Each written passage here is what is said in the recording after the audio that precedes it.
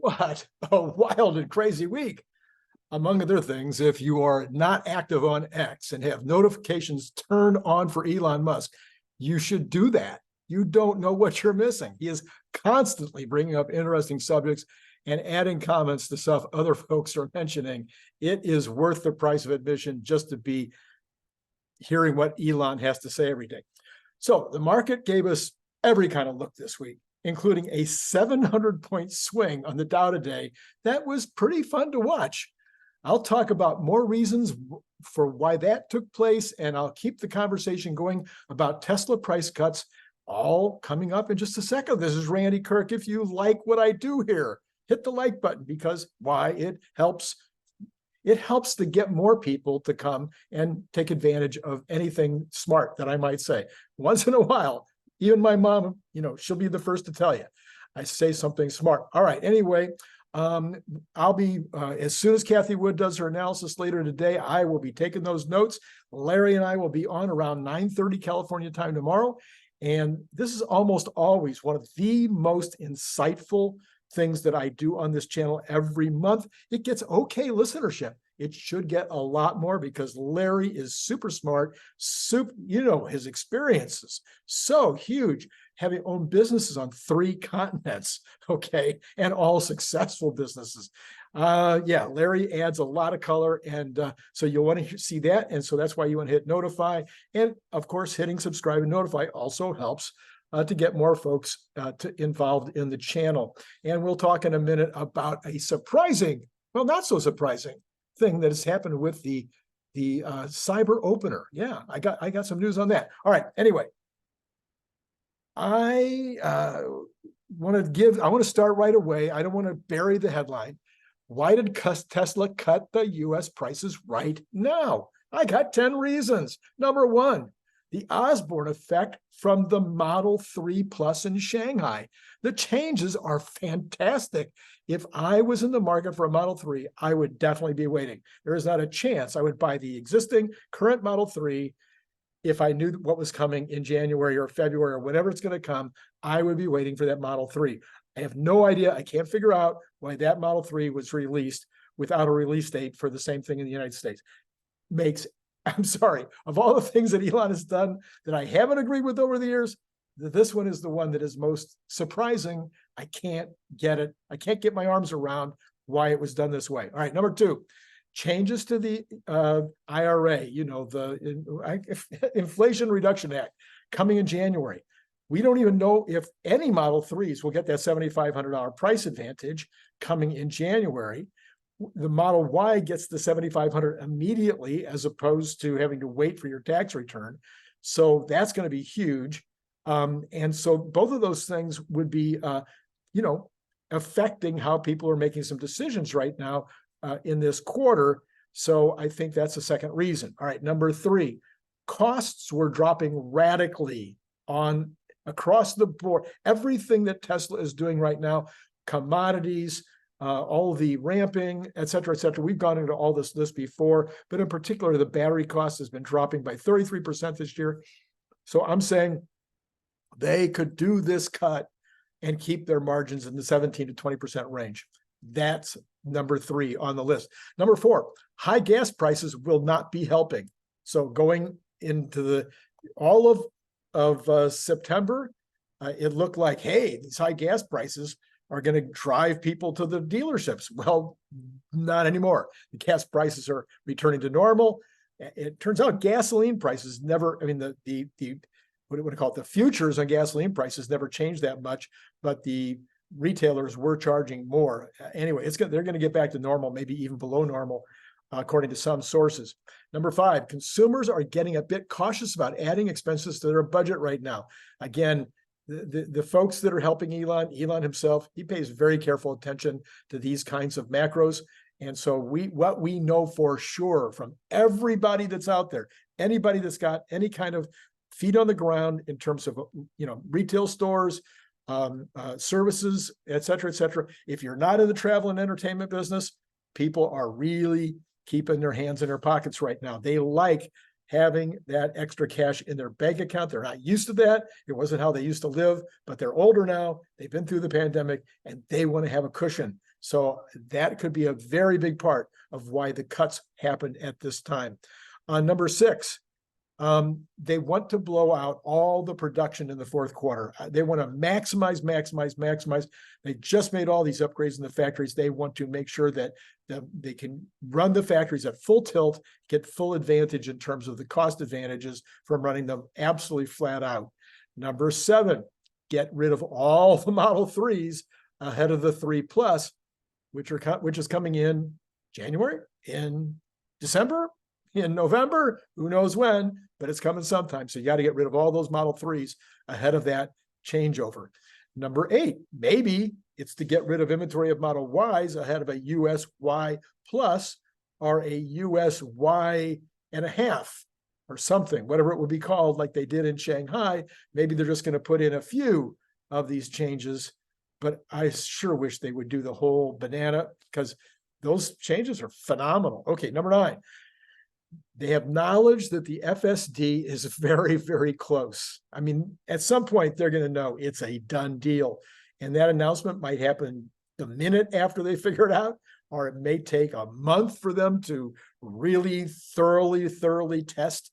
You know, they see, okay, we're getting like no interventions, but okay, we need to drive 10,000 miles or 100,000 miles, whatever, with no interventions. We're already hearing that not even the V12, the latest V11, multiple people are saying that they're driving 20, 30, 40 minutes, getting no interventions, and that this car is now doing things it could never do before. So we might be super close to this. And so they want to max out production, get as many cars on the road as possible to take advantage of that income that'll come from FSD. All right, number 10, knowledge that the Optimi will soon be lowering costs in U.S. plants. And when I say soon, I mean in November, December. So maybe they go, okay, we know Optimi are ready. We know we're going to start building them. We're building a lot of them, and we're starting to put them in useful situations. And we know they're going to start cutting labor costs. It's only a matter of time before it's a 50% drop in labor costs as we replace or augment our workforce with Optimi rather than with new hires. So I did the math on that yesterday, and that would be about a 2.5% advantage once they get to their expected level of 50% of the workers on the line. All right, and then this just comes in from Dan Ives.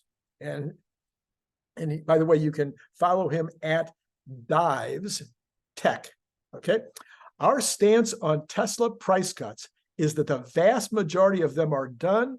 The worst of it is in the rearview mirror. The price cut last night was clearly a bit of a surprise to the street, but it's all about when does stabilization hit on prices. We believe we are in that process. Volumes in the fourth quarter are key. That's from Dan Ives. All right. Now, how about this? The perception, this is something this week that just started to happen in terms of headlines, in terms of what people are talking about. The perception is becoming widespread that the U.S. administration is targeting Elon because he is not union, is leaning right, and is pointing out publicly many flaws in ruling class thinking, and that he has a platform at this point that's way bigger than the New York Times, even than the New York Times, LA Times, Washington Post combined. So again, headlines are now asking the question, is he being targeted? It seems obvious that he's being targeted. I want, in the comments below, let me know, do you think that other companies of the size and scope of Tesla are being monitored this closely with regard to the way that they do these various things? Or do you think that some of the stuff is totally 100% that they're coming after him? They're coming after him. Some of these efforts to me seem patently unfair, but I'm not sure. Maybe I'm completely wrong. Maybe I'm a fanboy and I just can't see straight. Let me know in the comments what you think. Okay, let's talk more about that jobs report this morning and for the reasons why the Dow flipped 700 points today. So this is from at Real EJ Antoni. So REALEJ Antoni, ANTONI. All right. What kind of jobs were added? Oh, it was entirely or almost entirely part-time. 151,000 of the jobs added were part-time. A lot of the full-time jobs were government jobs. 20% of the total were government jobs. We lost full-time jobs in the private sector, 22,000 fewer. The last 3 months have seen part-time jobs jump 1.2 million, while full-time jobs fell 700,000. And this is the very most that we've seen in that switch around since the lockdowns. Double counting of multiple job holders, 123,000 was 37% of job gains. So if you've gone out there and gotten yourself a second job so you can buy more Tesla stock, you were part of that part of the equation. So none of this, in fact, there was a negative on full-time jobs. This explains the divergence. I know if you watched my show earlier today, you know I was like, what happened? How can these numbers all add up? You can't have an increase in total jobs, have barely a 90,000 increase, a total of 90,000 increase in folks that are now in the job force, and then also have the unemployment number go up by 0.1%. So there had to be something else, and guess what? This was it. So what happens when labor is short? What happens when companies are starting to get serious about cutting their costs? Oh, part-time workers, because sometimes part-time and temporary workers. Now, it turns out temporary workers were actually down a bit, which is kind of interesting, but part-time workers way, way up, and that's one way to keep your costs more under control. And so they usually cost less, as well as don't get all the benefits. All right.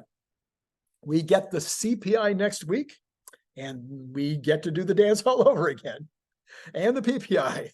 More important than the CPI, however, I think will be the corporate earnings, and these are expected to be solid.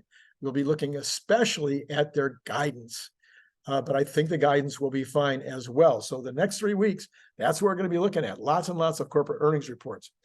Now, here is my good news thinking on this Good News Friday night. As I've maintained, inflation is dead as a doornail. You can look back on my video today where I talk about why that is, productivity being the key, all right? You really need to watch that video. I'll put a card in a minute. This will be more and more apparent as the CPI, the PPI, and the PCE come out. Yields are not going to go past 5% on the 10-year, and very likely are headed down right now. In other words, next week we'll start to see yields coming back down again. 4.25, I think, will be kind of a holding point. We'll see, maybe even break through there. Once folks see the details of the jobs report that I just explained, they'll all get that it was actually good news for the Fed. The economy's fine, not great, but fine. Sure, I'm a Pollyanna, my nature, okay? But I think the facts bear it out. Where are there any inflationary pressures at this point now that the oil thing has been completely broken down? I think it all comes down to the fact there's no inflationary pressures in terms of where we are and what the Fed is doing and what's happening with interest rates, et cetera, and whether the economy will continue along in a good way. So this will allow for the second leg of the bull. Tesla will rise along with all boats. I've already given you my expectations on earnings for Q3 of this year. I'll put a card on that right here. So we still have $300. You know what? Sometimes I get the cards messed up. So if this is not the right card, watch for the card in a minute. I still haven't figured that one out. So we'll still have $300. We'll still have 300. My price target on Tesla is 300 by the end of October, 450 by the end of January, 700 by the end of 2024, and much, much higher if FSD, our Optimus, does what it needs to do in order to make people believe it. So you might want to take a look at that analysis earlier today where I talk again about productivity. I get way down in the weeds, but I'm sorry. I think if you listen to that, you're going to go, okay, I get you. Finally get what you're talking about, Randy. So that card will be there, or in the wrong order. And then I did one yesterday on Tesla margins. Everybody seemed to really like that one. So you might want to take a look at that. Lots of stuff in there that you may want to contemplate. So then I got an email just a little while ago from one of my viewers who bought, I think, either 10 or 15 cyber openers, and he's been handing them out as gifts. He says the results of handing them out has been so amazing, he wants 10 more. Well, how about that? So if you ordered your 10 Cybertrucks yet, I think the deal, I'm trying to remember, I think it's $22.50 if you order 10 or more. And there could be even a better price than that because my freight goes down a lot at some point. So if you want to order 20 or 30 or something like that, I'd have to figure it all out, but it could probably be under $22.50 even. So if you want to place your order, you know what to do. You know the facts, right? Same stainless, well, not the same stainless, but a stainless steel at the same thickness, 3 millimeters as the Cybertruck.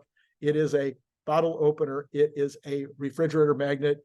It is cute as it can be, comes in camo or stainless. You want to make sure you let me know which one you want.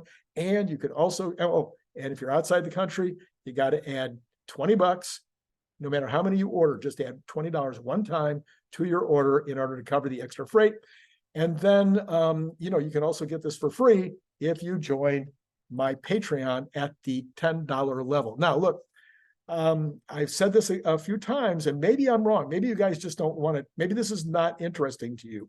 I mean, I'm getting signups on Patreon, don't get me wrong, but I kind of thought we'd have a lot more now that I'm offering my news service on Patreon for $5 a month. I got to believe that's worth $5 a month. I'm reporting the news 2 to 5 times a day. Usually, so far, it's been around 3 to 4 times a day. I am reporting as it breaks news. So, you're going to get that in your email. Yeah, maybe you just don't want one more email, but wouldn't you have wanted to have the email last night that said, oh, Tesla just cut their prices? Wouldn't you have liked to have the one earlier today where I talked about, okay, here's the reason why the Dow has gone up 700 points in a few minutes? Yeah, I mean, that's the kind of stuff that they're getting over there on Patreon. So you can join at the $5 level and get 1 book free. Audio version, you can join at the $10 level and get 2 books free, or get the Cybertruck.